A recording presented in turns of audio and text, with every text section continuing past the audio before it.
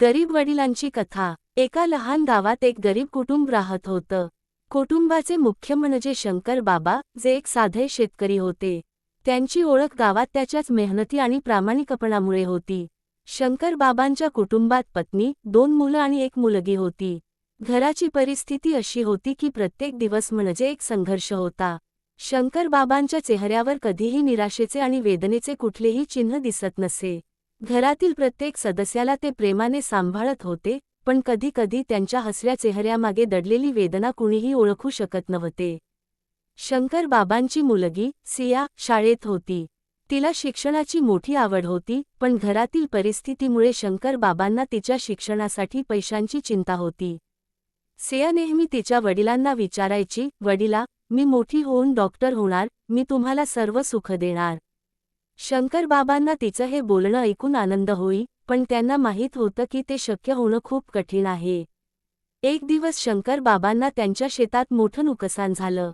पावसाने धुमाकूळ घातला आणि शेतातील पिकं पूर्णपणे उद्ध्वस्त झाली। शंकर बाबांना खूप निराशा झाली।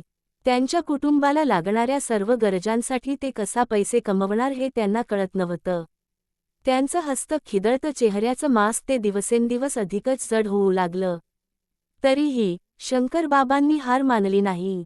त्यांनी सियाशी एक दिवस संवाद साधला।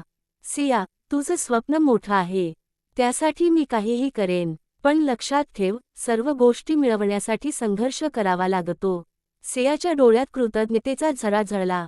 ती ठरवली की ती तिच्या वडिलांच्या संघर्षाला कधीही विसरणार नाही आणि शंकर बाबांनाही एक दिवस तिच्या यशाने अभिमान वाटेल।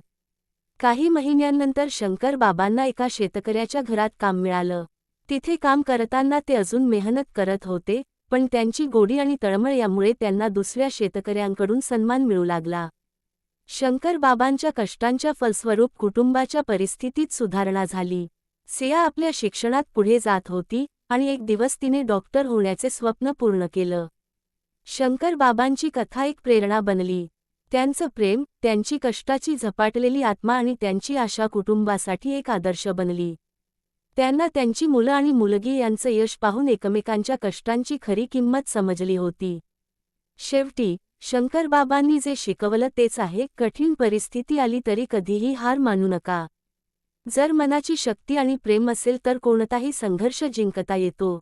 शंकर बाबांच्या कष्ट आणि समर्पणामुळे त्यांचं कुटुंब चांगली परिस्थिती गाठू शकले आणि त्यांचे जीवन एक उदाहरण ठरले।